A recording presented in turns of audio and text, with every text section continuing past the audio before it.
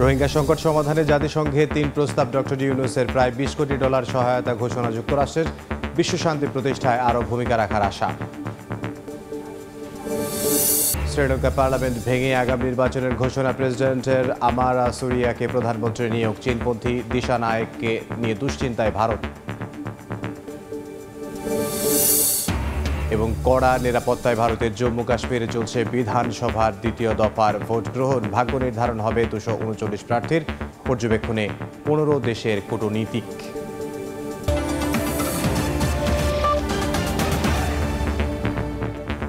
আন্তর্জাতিক সময়ের সঙ্গে আছি আমি ইমদাদুল হক। রোহিঙ্গাদের সহায়তায় বাংলাদেশকে প্রায় $20 কোটি সহায়তার ঘোষণা দিয়েছে যুক্তরাষ্ট্র। জাতিসংঘের সাইডলাইন বৈঠকে বিষয়টি নিশ্চিত করেন মার্কিন আন্ডার সেক্রেটারি উজরা জেয়া। রোহিঙ্গা সংকটের রাজনৈতিক সমাধানে 3 দফা প্রস্তাব তুলে ধরেন প্রধান উপদেষ্টা ডক্টর মোহাম্মদ ইউনূস।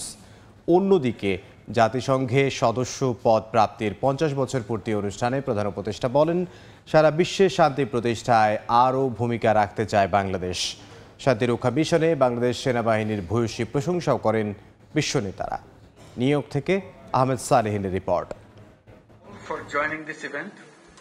জাতিসংঘের অধিবেশন চলাকালে রোহিঙ্গা ইস্যুতে সাইডলাইন বৈঠকে বসেন বিভিন্ন দেশের উচ্চ পর্যায়ের কর্মকর্তারা। সংকট মোকাবেলায় নানা আলোচনার এক পর্যায়ে মার্কিন আন্ডার সেক্রেটারি উজরা জায়া ঘোষণা দেন, রোহিঙ্গাদের নিরাপত্তা, আবাসন ও আশ্রয়দাতাদের সহায়তায় প্রায় $200 মিলিয়ন সহায়তা দিবে যুক্তরাষ্ট্র।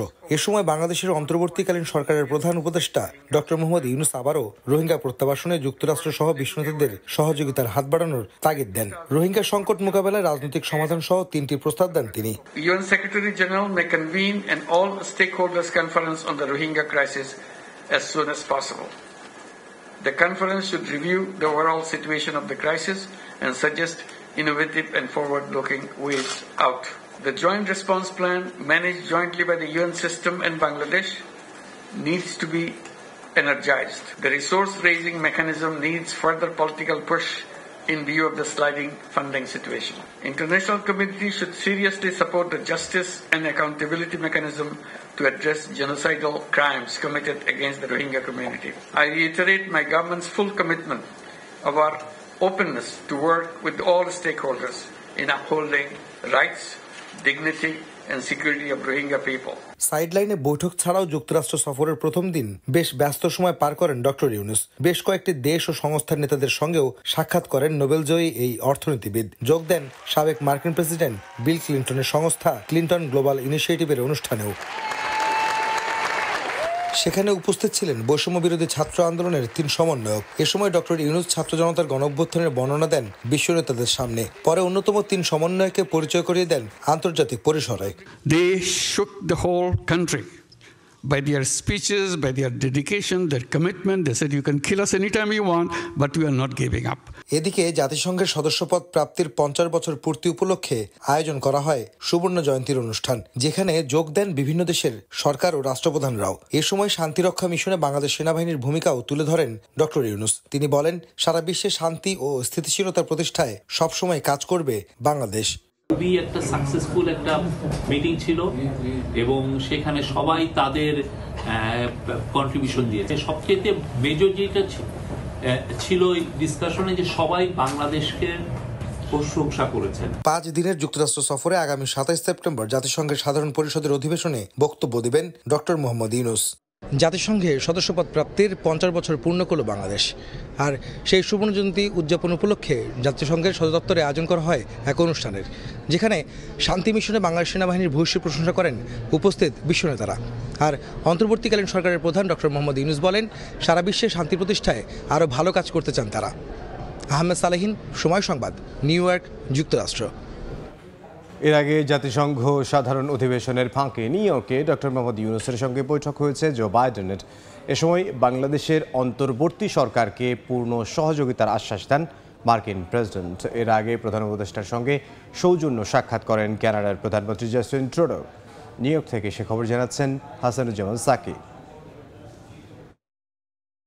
জাতিসংঘের সাধারণ অধিবেশনের ফাঁকে মঙ্গলবার নজিরবিহীন এক বৈঠকে বসেন মার্কিন প্রেসিডেন্ট জো বাইডেন ও বাংলাদেশের প্রধান উপদেষ্টা ডক্টর মোহাম্মদ ইউনূস। জাতিসংঘ অধিবেশনের মধ্যে এবারই প্রথম বাংলাদেশের কোনো সরকার প্রধানের সঙ্গে বৈঠক হয় মার্কিন প্রেসিডেন্টের। দুই নেতার একান্ত বৈঠকে প্রধান উপদেষ্টা ডক্টর মোহাম্মদ ইউনূস বিগত শেখ হাসিনা সরকারের নিপীড়নের বিরুদ্ধে ছাত্রছাত্রীদের সাহসী ভূমিকা ও আত্মত্যাগের কথা তুলে ধরেন। মার্কিন প্রেসিডেন্ট জো বাইডেনকে সংক্ষেপে জানান কিভাবে শিক্ষার্থীদের অভ্যুত্থানে অন্তর্বর্তী সরকার ক্ষমতা গ্রহণ করেছে এবং তিনি সরকার প্রধানের দায়িত্ব নিয়েছেন।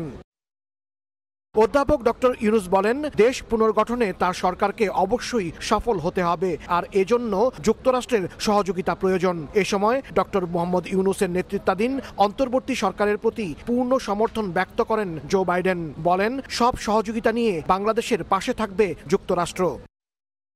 বৈঠকে জুলাই বিপ্লব চলাকালীন শিক্ষার্থীদের আঁকা দেয়াল চিত্রের ছবি সম্বলিত দ্য আর্ট অফ ট্রায়াম্ফ শীর্ষক আর্ট বুক মার্কিন প্রেসিডেন্টকে উপহার দেন প্রধান উপদেষ্টা। এটা ছিল একটা রেয়ার মিটিং এবং আমরা একটু খোঁজ নিয়ে দেখেছি যে এই প্রথম বাংলাদেশের হিস্ট্রিতে বা ইউএনজি এর হিস্ট্রিতে যে একজন ইউএস প্রেসিডেন্ট বাংলাদেশের একজন হেড অফ গভর্নমেন্টের সাথে ইউএনজি এর সাইডলাইনে কথা বললেন। তো মিটিংটা খুবই বন্ধুত্বপূর্ণ ছিল। জো বাইডেন বলেছেন যে তার ফুল সাপোর্ট আছে বাংলাদেশের প্রতি, বাংলাদেশের ইন্টারিম গভর্নমেন্ট প্রফেসর ইউনূসের যে ইন্টারিম গভর্নমেন্টের প্রতি, এবং উনি জানতে চেয়েছেন কি কি সাপোর্ট লাগবে আরও। হ্যাঁ, এবং উনি বলেছেন যে এই স্টুডেন্টরা যদি এত স্যাক্রিফাইস করতে পারে তাহলে আমরাও তো আরও অনেক কিছু করতে পারি বাংলাদেশের জন্য। এর আগে কানাডার প্রধানমন্ত্রী জাস্টিন ট্রুডোর সঙ্গেও বৈঠক করেন প্রধান উপদেষ্টা মোহাম্মদ ইউনূস। সংক্ষিপ্ত বৈঠকে বাংলাদেশ কানাডা সম্পর্ক জোরদারের বিষয়ে আলোচনা করেন দুই নেতা। সরকার প্রধান হিসেবে দায়িত্ব নেয়ায় অধ্যাপক ইউনূসের প্রশংসা করেন ট্রুডো।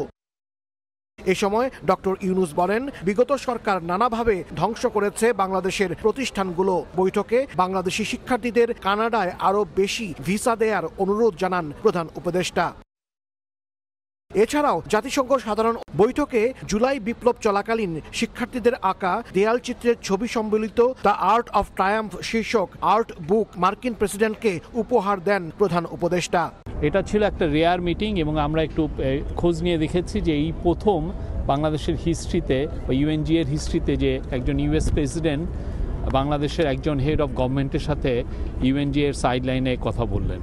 তো মিটিংটা খুবই বন্ধুত্বপূর্ণ ছিল।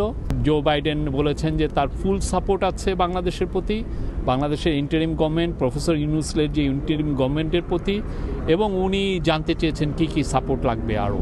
হ্যাঁ, এবং উনি বলেছেন যে এই স্টুডেন্টরা যদি এত স্যাক্রিফাইস করতে পারে তাহলে আমরাও তো আরও অনেক কিছু করতে পারি বাংলাদেশের জন্য। এর আগে কানাডার প্রধানমন্ত্রী জাস্টিন ট্রুডোর সঙ্গেও বৈঠক করেন প্রধান উপদেষ্টা মোহাম্মদ ইউনূস। সংক্ষিপ্ত বৈঠকে বাংলাদেশ কানাডা সম্পর্ক জোরদারের বিষয়ে আলোচনা করেন দুই নেতা। সরকার প্রধান হিসেবে দায়িত্ব নেয়ায় অধ্যাপক ইউনূসের প্রশংসা করেন ট্রুডো। এ সময় ডক্টর ইউনূস বলেন, বিগত সরকার নানাভাবে ধ্বংস করেছে বাংলাদেশের প্রতিষ্ঠানগুলো। বৈঠকে বাংলাদেশি শিক্ষার্থীদের কানাডায় আরও বেশি ভিসা দেওয়ার অনুরোধ জানান প্রধান উপদেষ্টা। এছাড়াও জাতিসংঘ সাধারণ অধিবেশনের ফাঁকে প্রধান উপদেষ্টার সঙ্গে সাক্ষাৎ করেন ইতালির প্রধানমন্ত্রী জর্জিয়া মেলোনি, ব্রাজিলের প্রেসিডেন্ট লুলা ডি সিলভা ও মরিশাসের প্রেসিডেন্ট পৃথ্বীরাজ সিং রূপন। বিশ্বব্যাংকের প্রেসিডেন্ট, আন্তর্জাতিক মুদ্রা তহবিল IMF এর ম্যানেজিং ডিরেক্টর ও জাতিসংঘ মানবাধিকার বিষয়ক হাইকমিশনার সাক্ষাৎ করেন প্রধান উপদেষ্টার সঙ্গে। বিশ্বের বেশ কয়েকটি ক্ষমতাশালী দেশের রাষ্ট্র ও সরকার প্রধান এবং আর্থিক খাতের শীর্ষ প্রতিষ্ঠানগুলোর প্রধানদের সাথে বৈঠকে বাংলাদেশকে পুনর্গঠনের কথা জানিয়েছেন প্রধান উপদেষ্টা ডক্টর মোহাম্মদ ইউনূস। পৃথক এসব বৈঠকে বিশ্ব নেতারাও বাংলাদেশকে সহযোগিতার আশ্বাস দিয়েছেন। সংশ্লিষ্টরা বলছেন, এর মধ্যে বাংলাদেশের অন্তর্বর্তী সরকারকে মার্কিন প্রেসিডেন্ট জো বাইডেনের পূর্ণ সমর্থন ব্যক্ত করার ঘটনা খুবই তাৎপর্যপূর্ণ এবং ঐতিহাসিক। হাসানুজ্জামান সাকি, সময় সংবাদ, জাতিসংঘ সদর দপ্তর, নিউ ইয়র্ক। অব্যাহত আছে ইসরায়েল হিজবুল্লাহর পাল্টাপাল্টি হামলা। মঙ্গলবার বৈরুতে গোষ্ঠীটির ঘাঁটিতে হামলায় এক কমান্ডার সহ 6 জন নিহতের দাবি করেছে তেল আবিব। চলমান সংঘাতে লেবাননি নিহতের সংখ্যা বেড়ে দাঁড়িয়েছে 569 জনে। পাল্টা জবাব দিয়ে যাচ্ছে হিজবুল্লাহ। ইসরায়েলের সামরিক ঘাঁটি লক্ষ্য করে 90টি রকেট নিক্ষেপ করে সশস্ত্র গোষ্ঠীটি। নেতানিয়াহু বাহিনীর হামলার কারণে হিজবুল্লাহ নিয়ন্ত্রিত এলাকা থেকে কমপক্ষে 1 কিলোমিটার দূরে সরে যেতে দেশটির বাসিন্দাদের নির্দেশ দিয়েছে তেল আবিব। এদিকে দ্রুত লেবাননে হামলা বন্ধের আহ্বান জানিয়েছেন কানাডার প্রধানমন্ত্রী জাস্টিন ট্রুডো। আহ্বান জানিয়েছেন জাতিসংঘ মহাসচিব অ্যান্তোনিও গুতেরেস সহ আরও অনেকে।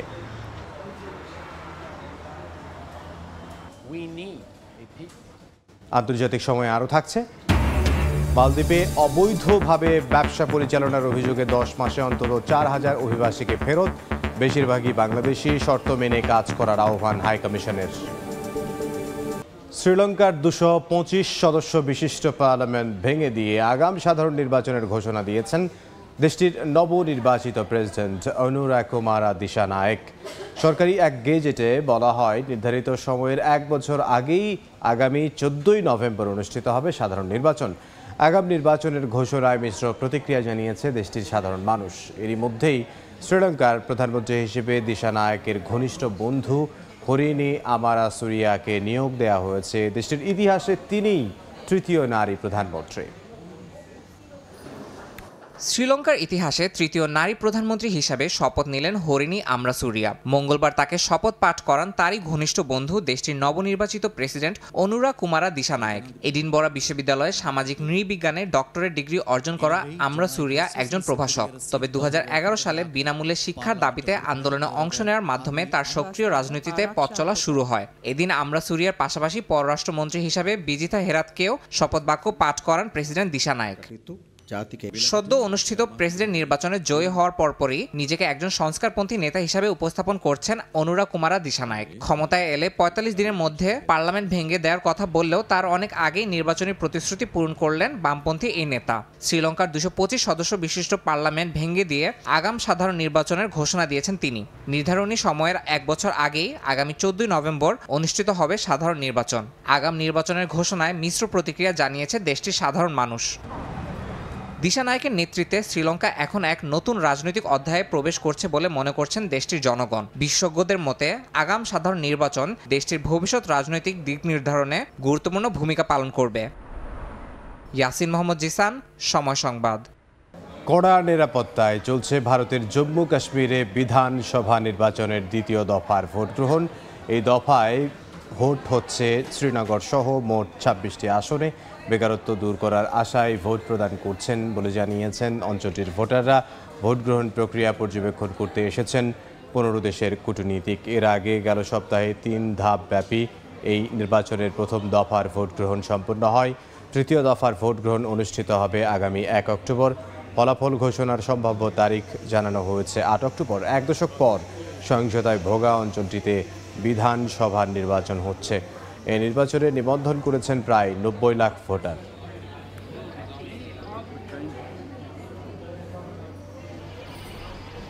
আন্তর্জাতিক সময় আরও থাকছে। সিটি অফ জয়ে বন্ধ হচ্ছে শতাব্দী প্রাচীন ট্রাম চলাচল। মিশ্র প্রতিক্রিয়া কলকাতাবাসীর। ঐতিহ্য ধরে রাখতে পর্যটকদের জন্য সচল থাকবে একটি রুট। পাকিস্তানের রাষ্ট্রীয় এয়ারলাইন্স বিক্রি করে দেওয়ার সিদ্ধান্ত নিয়েছে দেশটির সরকার। আগামী 1 অক্টোবর নিলামের আয়োজন করেছে কর্তৃপক্ষ। মঙ্গলবার দেশটির জাতীয় পরিষদের কমিটির বরাতে তথ্য জানায় একটি বেসরকারি টেলিভিশন। সরাসরি সম্প্রচার হতে পারে এই নিলাম অনুষ্ঠান। বেসরকারি খাতে পরিচালনা করতে নিলাম তোলা হবে এটি। এর আগে আন্তর্জাতিক মুদ্রা তহবিলের দেয়া সংস্কারের শর্ত অনুযায়ী লোকসানে থাকা রাষ্ট্রায়ত্ত এয়ারলাইন্সের 51 থেকে 100% পর্যন্ত শেয়ার বিক্রির ঘোষণা দিয়েছিল পাকিস্তান সরকার। হারিকেন জনের আঘাতে মেক্সিকোতে এখন পর্যন্ত 2 জনের মৃত্যুর খবর পাওয়া গেছে। নিখোঁজ রয়েছেন অনেকে। মৃতের সংখ্যা আরও বাড়তে পারে বলে জানিয়েছে কর্তৃপক্ষ। এরই মধ্যে যুক্তরাষ্ট্রের ফ্লোরিডা অঙ্গরাজ্যের দিকে ধেয়ে যাচ্ছে হারিকেন হেলেন। স্থানীয় সময় বৃহস্পতিবার রাতে হারিকেনটি আঘাত হানবে বলে জানায় আবহাওয়া বিভাগ। এদিকে মিয়ানমারে চলতি মাসে শুরু হওয়া টাইফুন ইয়াগির প্রভাবে মৃতের সংখ্যা বেড়ে দাঁড়িয়েছে 419 জনে। স্থানীয় সময় সোমবার রাতে মেক্সিকোর দক্ষিণ প্রশান্ত মহাসাগরীয় উপকূলে হারিকেন জন আঘাত হানলেও এখনও দেশটির বিভিন্ন অঞ্চলে বৃষ্টিপাত অব্যাহত রয়েছে। কোথাও কোথাও পাহাড় ধসের ঘটনা ঘটেছে। এতে ব্যাহত হচ্ছে যোগাযোগ ব্যবস্থা।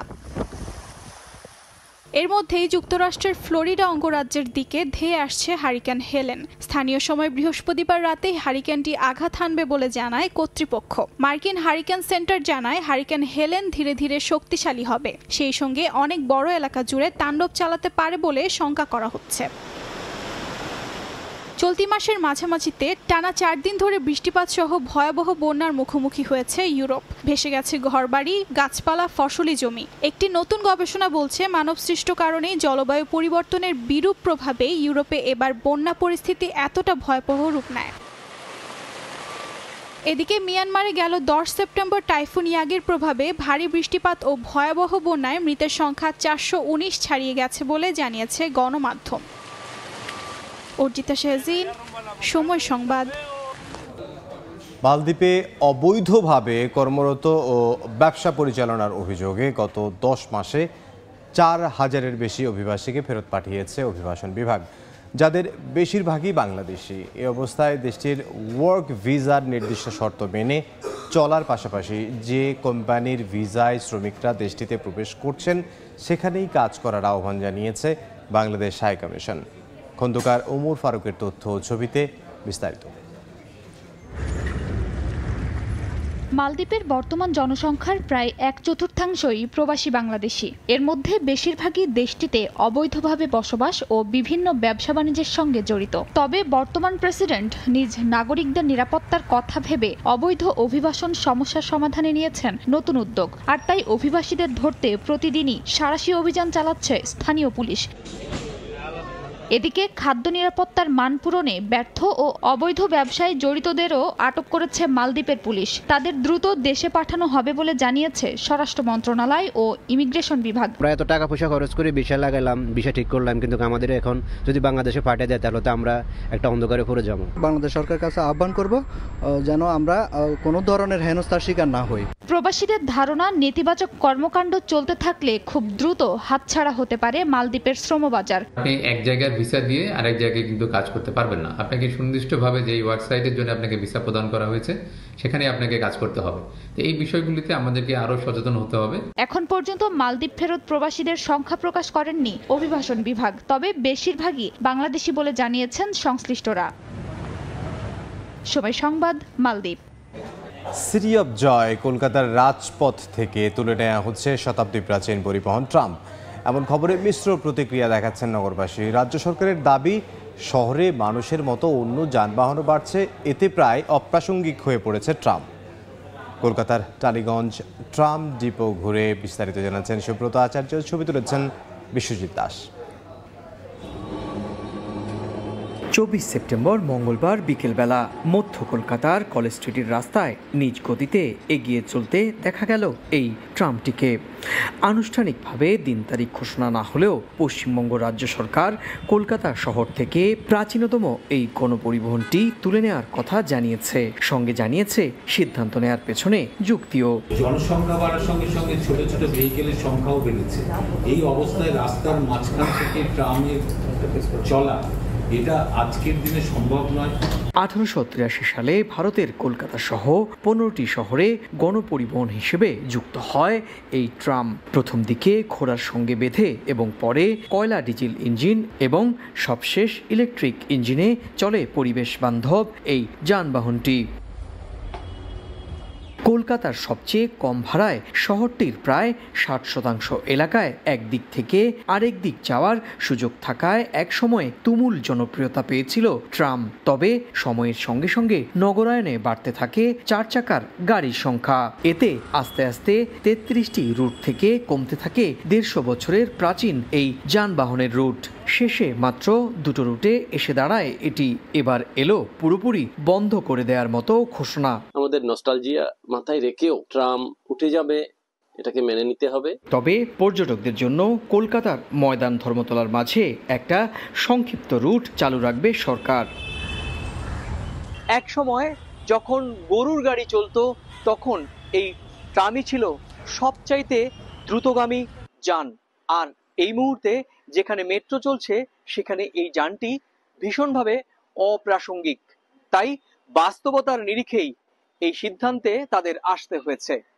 কলকাতার টালিগঞ্জের ট্রাম ডিপো থেকে সুব্রত আচার্য, সময় সংবাদ। আন্তর্জাতিক সময়ের শীর্ষ সংবাদ জানিয়ে দিচ্ছে আরও একবার। রোহিঙ্গা সংকট সমাধানে জাতিসংঘের 3 প্রস্তাব ডক্টর মোহাম্মদ ইউনূসের প্রায় $20 কোটি সহায়তার ঘোষণা। যুক্তরাষ্ট্রের বিশ্ব শান্তি প্রতিষ্ঠায় আরও ভূমিকা রাখার আশা। জাতিসংঘে ইসরায়েলকে এক হাত বিশ্ব নেতাদের গাজায় মানবিক সহায়তায় বাধা আমলে নেয়নি মার্কিন পররাষ্ট্রমন্ত্রী। সেনেটেও ভুল তথ্য দেওয়ার অভিযোগ রিপাবলিকান। এবং শ্রীলঙ্কা পার্লামেন্ট ভেঙে আগামী নির্বাচনের ঘোষণা প্রেসিডেন্টের। আবার সুরিয়াকে প্রধানমন্ত্রী নিয়োগ। চীনপন্থী দিশা নায়েককে নিয়ে দুশ্চিন্তায় ভারত।